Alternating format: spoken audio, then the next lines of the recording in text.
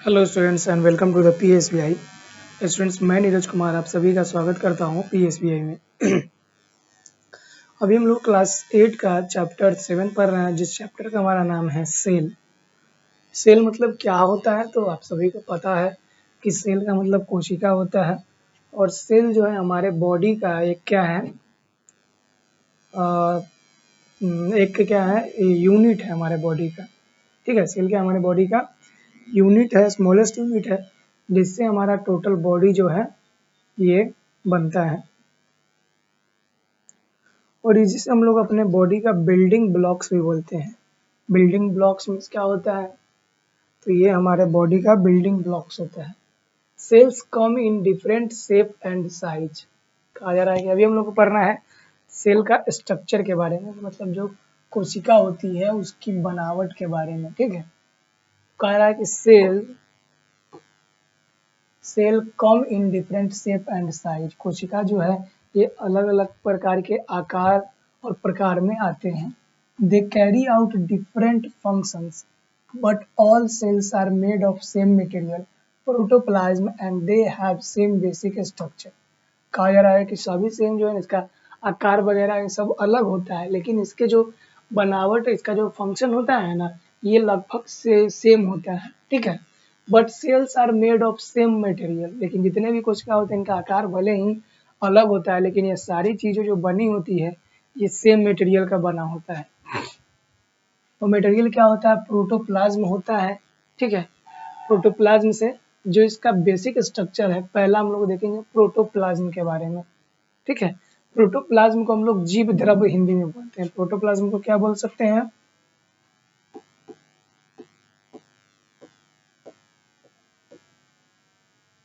जीव द्रव्य। ठीक है, प्रोटोप्लाज्म में क्या होता है, जीव द्रव्य होता है।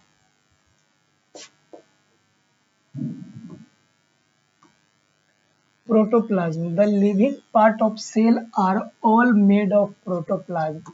सेल के जितने भी लिविंग पार्ट्स होते हैं ना, कोशिका के जितने भी लिविंग पार्ट्स होते हैं, ये सारी चीजें किससे मिलकर बने होते हैं, जीव द्रव्य से या फिर प्रोटोप्लाज्म से।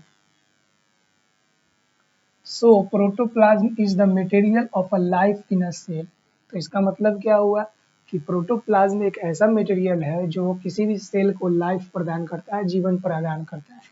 It is a living material. ये क्या है, लिविंग मटेरियल है। It is the only known material that can be alive. ये क्या है, एक ऐसा मटेरियल जो जीवित माना जाता है। It is sensitive to stimuli from the outside. A strong heat or light will kill it।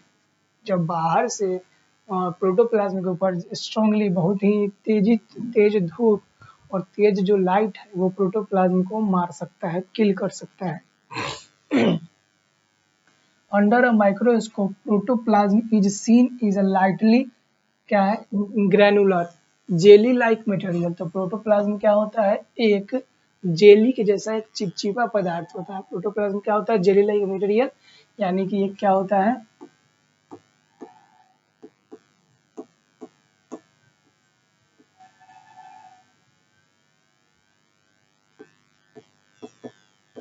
चिपचिपा पदार्थ होता है।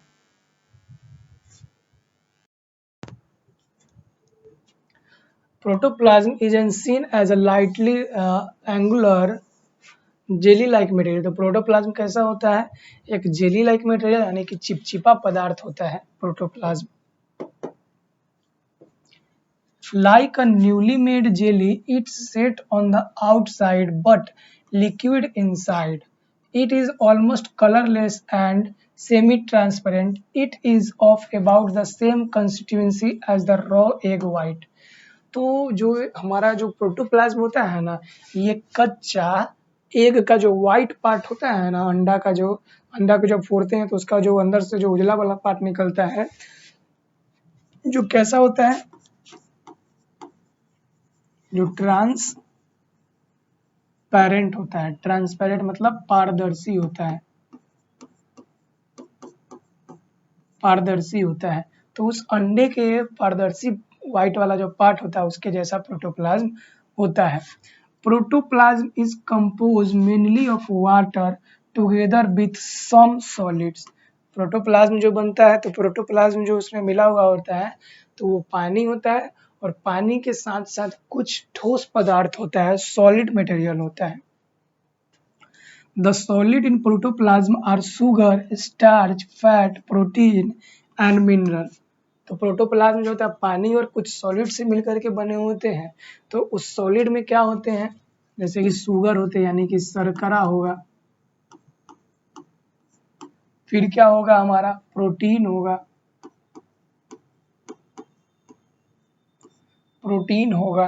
फिर स्टार्च होगा, उसके बाद क्या होगा खनिज होगा और क्या होगा, और हमारे पास क्या हो जाएंगे फैट यानी कि वसा होगा। तो ये सारी चीजें जो है हमारे प्रोटोप्लाज्म यानी कि जीव द्रव के अंदर में जो सॉलिड पार्ट होते हैं ये सभी चीजें होंगे। But what make it protoplasm alive is still unknown. लेकिन कहा जा रहा है कि प्रोटोप्लाज्म को ये लिविंग कौन चीज बनाता है इसके बारे में कोई भी जानकारी प्राप्त नहीं है कि प्रोटोप्लाज्म को लिविंग क्या चीज बनाता है। ठीक है, each cell has two kind of protoplasm. जितने भी सेल होते हैं ना इनके पास दो तरह के जीव द्रव्य होते हैं। One kind forms a round structure called nucleus. ठीक है, दो टाइप के होते हैं। तो एक जो होता है एक इस प्रकार का राउंड स्ट्रक्चर होता है जिसे न्यूक्लियस कहा जाता है। क्या कहा जाता है, न्यूक्लियस यानी कि इसे केंद्रक कहा जाता है।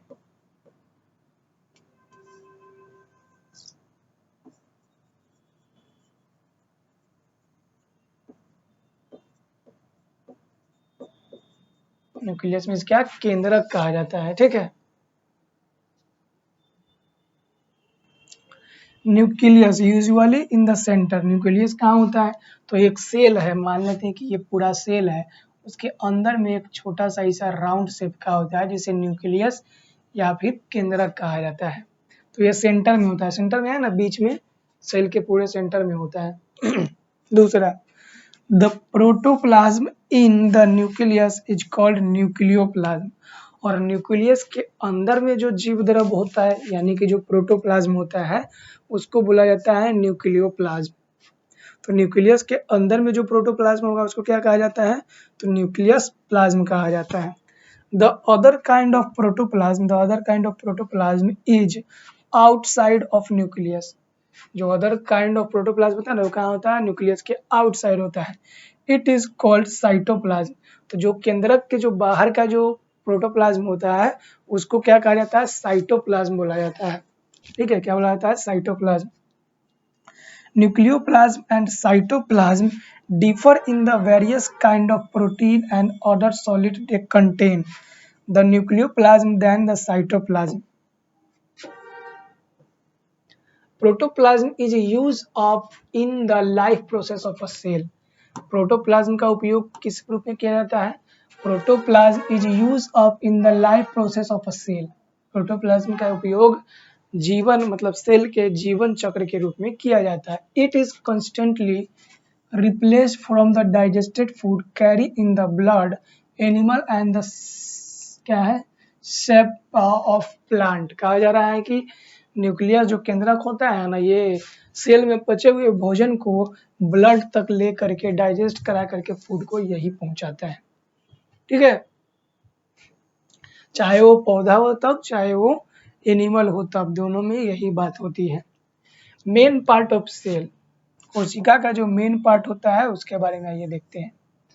Main part of cell, nearly all cells can be divided into 3 parts. जितने भी सेल होते हैं ना उनको कितने पार्ट में डिवाइड किया गया है, 3 पार्ट में।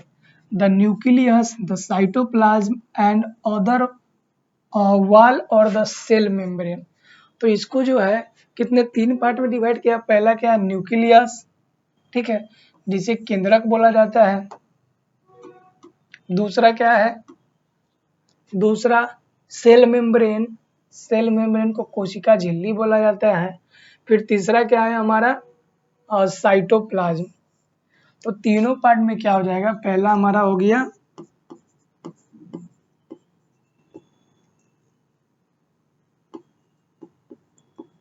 जीव द्रव्य, दूसरा क्या हो गया केंद्रक, और तीसरा क्या हो गया सेल मेम्ब्रेन, कोशिका झिल्ली।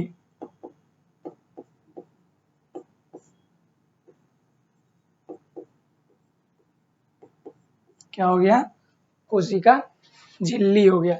तो ये तीन चीजें जो है जो इसके पार्ट होते हैं, ठीक है, इसके क्या होते हैं पार्ट्स होते हैं, तीन चीजें। न्यूक्लियस, तो पहला हम लोग देखते हैं द न्यूक्लियस के बारे में, यानी कि केंद्रक के बारे में। कहा जा रहा है the nucleus is a round structure found near the centre of cell. Nucleus क्या है, एक राउंड स्ट्रक्चर है जो कोशिका के अंदर पाया जाता है। It is made of a dense mass of protoplasm, और ये किससे बना हुआ होता है, तो प्रोटोप्लाज्म का एक क्या होते हैं घना, प्रोटोप्लाज्म के बहुत सारे मतलब जो जटिल पदार्थ होते हैं उससे मिलकर के ये बने होते हैं, जिसे न्यूक्लियोप्लाज्म कहा जाता है।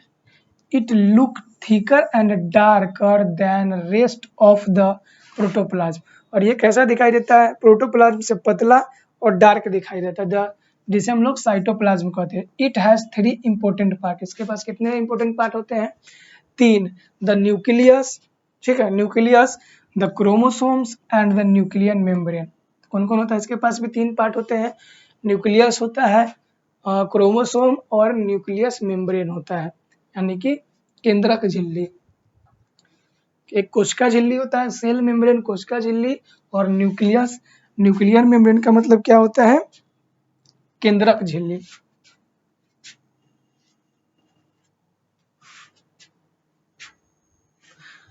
SAP is the liquid in the plant that carry food to all part. Sap, यहाँ पे एक वर्ड आया था सैप, तो ये सैप क्या होता है, तो सैप होता है एक लिक्विड एक लिक्विड पदार्थ होता है जो प्लांट के अंदर पाया जाता है, प्लांट के सेल के अंदर में, जो क्या कैरी करता है, जो carry food of all parts, मतलब कि प्लांट के सभी पार्ट में भोजन को ये क्या करता है कैरी करता है। आगे अब देखिए हम लोग न्यूक्लियस के बारे में देखते हैं कि न्यूक्लियस क्या है। The nucleus contains an important structure called nucleus और several such structure। न्यूक्लियस के अंदर एक चीज होता है जिसे न्यूक्लियर कहा जाता है, important structure called nucleus, several structure. Nucleus consist of protein and RNA ribonucleic acid. केंद्रक जो होता है, केंद्रक में क्या पाया जाता है, केंद्रक में प्रोटीन पाया जाता है और आरएनए पाया जाता है। आरएनए का फुल फॉर्म होता है ribonucleic acid. RNA play a part in a building of a protein, और आरएनए किस लिए कौन सा रोल अदा करता है, किस काम में मदद करता है आरएनए तो देखिए आरएनए जो है ना, ये प्रोटीन जो केंद्रक के अंदर जो न्यूक्लियस के अंदर में जो प्रोटीन पाया जाता है, तो आरएनए उस प्रोटीन को बनाने का काम करता है। ठीक है, आरएनए क्या करता है, उस प्रोटीन का निर्माण करने का काम करता है। और ये सेकेंड नंबर हमारा क्रोमोसोम। क्रोमोसोम मतलब होता है गुणसूत्र। क्रोमोसोम क्या होता है, गुणसूत्र।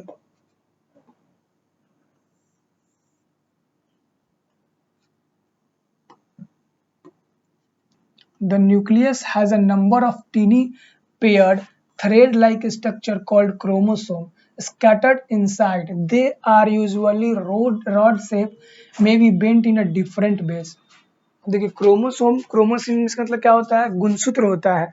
ठीक है, क्रोमोसोम का मतलब क्या होता है, गुणसूत्र। और ये जो हमारा सेल होता है उसके अंदर क्या करते रहता है, इधर उधर तैरते रहता है, और उसका जो स्ट्रक्चर होता है एक ऐसा होता है, एक रॉड के जैसा होता है। ठीक है, रॉड लाइक स्ट्रक्चर होता है, इसका बनावट होता है। और ये यहाँ पे आप देख सकते हैं ये क्या है, क्रोमोसोम, जिसे हम लोग गुणसूत्र भी बोलते हैं। तो क्रोमोसोम भी क्या होता है, और ये जो न्यूक्लियस होता है इसमें क्या पाया जाता है, इस प्रोटीन होता है, और इस प्रोटीन को बनाने के लिए जो सबसे महत्वपूर्ण पार्ट होता है ना, वो होता है आरएनए। क्या होता है, आरएनए। और इस आरएनए का क्या फुल फॉर्म होता है? तो आरएनए होता है राइबो न्यूक्लियस एसिड होता है। ठीक है, चलिए आगे देखते हैं हम लोग। There are usually several pair of chromosome in every nucleus. अब जितने भी केंद्रक होते हैं ना, उन सभी के अंदर कुछ न कुछ जो क्या होते हैं, क्रोमोसोम गुणसूत्र जो होते हैं ये मौजूद होते हैं। और ये जो गुणसूत्र होते हैं, ये गुणसूत्र हमेशा जोड़े में होते हैं, ठीक है, पेयर में होते हैं। Each pair of chromosome may have different appearance to the other pairs. लेकिन कि इसके अंदर जितने भी क्रोमोसोम, जितने भी गुणसूत्र पाए जाते हैं, वो सभी जो होते हैं ना, ये एक दूसरे से क्या होते हैं, डिफर होते हैं,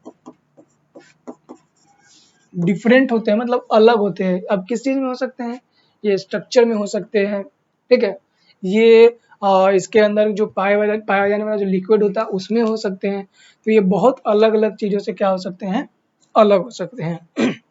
तो इस क्लास में हम लोग इतना ही देखेंगे, बाकी जो बचा हुआ चीज़ें हम लोग इसको नेक्स्ट क्लास में कवर करेंगे। तो मिलते हैं हम लोग नेक्स्ट क्लास में।